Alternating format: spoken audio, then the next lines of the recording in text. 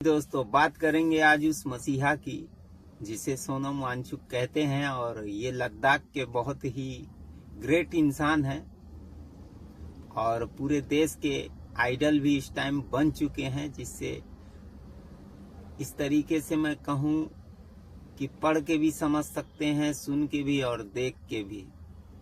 तो बहुत कम लोग ऐसे होते हैं दुनिया के अंदर जो हमारे भारत देश के अंदर हैं। और ये मेरी आखिरी वीडियो है उन पे, और पहली वीडियो ही है जो मैं पोस्ट कर रहा हूं।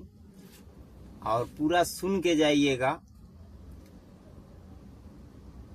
अपने ही देश में अगर खुद की समस्या को इस तरीके से पेश करने में दिक्कत हो कि मेरी समस्या क्या है, तो इससे बड़ा दुर्भाग्य कुछ नहीं है। बात करेंगे उस व्यक्ति की जो आज जंतर मंतर पे बैठ के लोगों के लिए भीख मांग रहा है कि मुझे इंसाफ चाहिए। और मुझे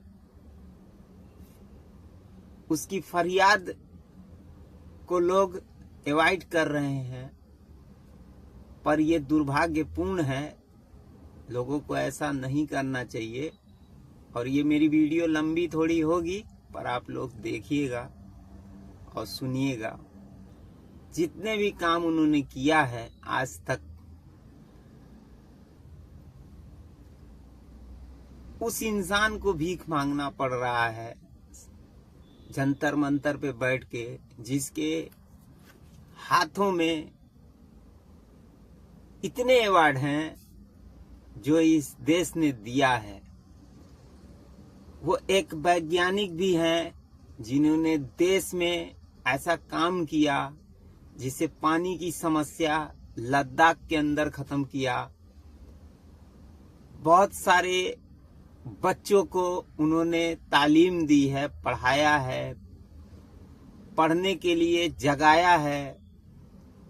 जिस लद्दाख के अंदर 5% लोग पढ़ने के लिए स्कूल जाते थे या फिर उनके रिजल्ट आते थे, आज उसी लद्दाख के अंदर 75% बच्चे पढ़ने के लिए स्कूल जाते हैं और रिजल्ट भी आता है। उसी लद्दाख के अंदर उन्होंने ऐसे ऐसे यूनिवर्सिटियां खोली हैं जो संभव था ही नहीं। पानी की समस्या उन्होंने खत्म किया है। बहुत सारा काम उन्होंने किया है देश के लिए और लद्दाख के लिए। और आज ये इंसान जंतर मंतर पे बैठ करके, मैं तो सुन रहा हूं कि पुलिस उनको उठा के लेके गई है। अब क्यों लेके गई है ये तो वही जानेगी। पर वो जो जगाने की कोशिश कर रहे हैं ना, ऐसे लोग सदियों में एक बार जन्म लेते हैं और बहुत कम लोग ऐसे होते हैं। एक बार कुछ साल पहले एक फकीर ऐसे ही काम कर रहा था, जिसको आप लोग जानते होंगे, अन्ना हजारे साहब। तो ऐसे लोग बहुत सदियों में पैदा होते हैं और ऐसे लोगों के भावनाओं की कद्र करनी चाहिए। अब वो जो कर रहे हैं ना, मरे हुए इंसान को, जिसके जिस्म में रूह तो है पर गैरत मर चुकी है, जिसके बदन में ताकत तो है पर लड़ने की चाहत खत्म हो गई है अपने हक के बारे में, उसको वो जगाने की कोशिश कर रहे हैं। बस उनकी खता और गलती इतनी है कि वो उन बच्चों के भविष्य को ढूंढ रहे हैं जो बिखर गए हैं, जो बर्बाद हो रहे हैं। जो बच्चे हाथों में किताब और पेन नहीं रखते थे, पर सोनम वांगचुक जी के कहने से या फिर उनके मेहनत से वो बच्चे आज स्कूल जा रहे हैं, पढ़ रहे हैं। उनकी ये खता है। इस देश के लोगों को जगाने की जो काम कर रहे हैं ना वो, तो मुझको ऐसा लगता है कि इस देश के मरे हुए लोगों के बीच में वो अपने काम को कर रहे हैं।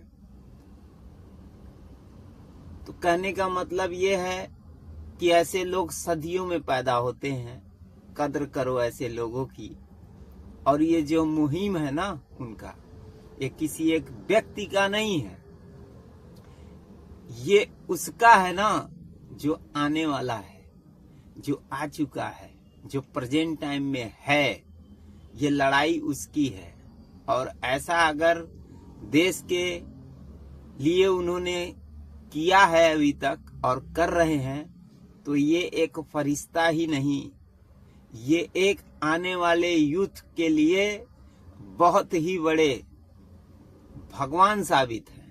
इनका जो काम है ना, ये मेरे हिसाब से बहुत ही गुड काम है। और आप लोग बहुत से लोग ये समझ ही नहीं पा रहे हैं और ना वो समझना चाह रहे हैं कि सोनम वांगचुक जी कर क्या रहे हैं। तो मेरे हिसाब से ये मरे हुए जिस्म में रूह पैदा करने का काम कर रहे हैं। पर उनको ये पता नहीं है कि भारत के बहुत सारे परसेंट ऐसे लोग हैं जो जिंदा तो हैं पर उनकी रूह मर चुकी है। अपने इस प्यारे भारत के अंदर अगर अपने हक हुकूक के लिए आपको लड़ना पड़े, मांगना पड़े, कहना पड़े, तो यहाँ तक तो समझ में आता है। पर अगर आपको भीख मांगनी पड़े तो इससे बड़ा दुर्भाग्य कुछ नहीं है। ऐसा फरिश्ता अगर अनशन पे बैठता है और उसकी बात नहीं सुनी जाती है, और ना सुनी जाती है तो वो तो एक तरीके से समझ में भी आता है। पर जो लोग जिसके बारे में वो बात कर रहे हैं, जिनके फायदा के लिए, जिसके लिए, उनको भी समझ में नहीं आ रहा है। पर अपने हक के लिए लड़ नहीं सकते हैं। उनको ये जगाने का काम जो ये कर रहे हैं ना, बहुत करोड़ों वर्षों, हजारों साल बाद ऐसे लोग पृथ्वी पे बनाए जाते हैं जो दूसरे के लिए खड़े होते हैं, दूसरे के लिए लड़ते हैं। तो ये मेरी आखिरी वीडियो थी जो मैं पोस्ट कर रहा हूं और उनके ऊपर कर रहा हूं। बचाओ ऐसे फरिश्तों को, नहीं तो आने वाले समय में कोई खड़ा नहीं होगा। उन बच्चों के लिए, उन माता पिता के अरमानों के लिए, ख्वाहिशों के लिए, तो ऐसे फरिश्तों को बचाओ और उनका साथ दो। मैं तो अभी मुंबई में हूं, पर आप लोग अगर वहां हो तो वहां उनके साथ रहो, उनका साथ दो।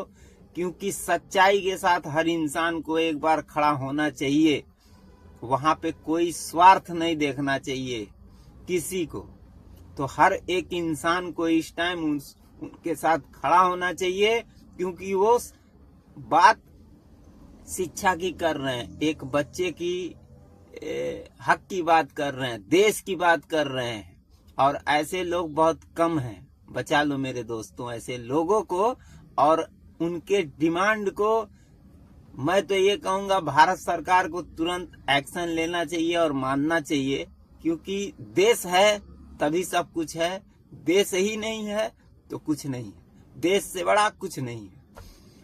तो मैं तो यही कहूंगा कि इस देश के जितने भी लोग हैं जिसके अंदर जीने की ख्वाहिश है, वो लोग इनके साथ रहें और इनकी मदद करें और ऐसे फरिश्तों को बचाएं। बहुत कम लोग खड़े होते हैं दूसरे के लिए। तो अगर ये खड़े हैं, उन्होंने शिक्षा को जमीन से उठा के लद्दाख में सिर के ताज को बना के दिखाया है।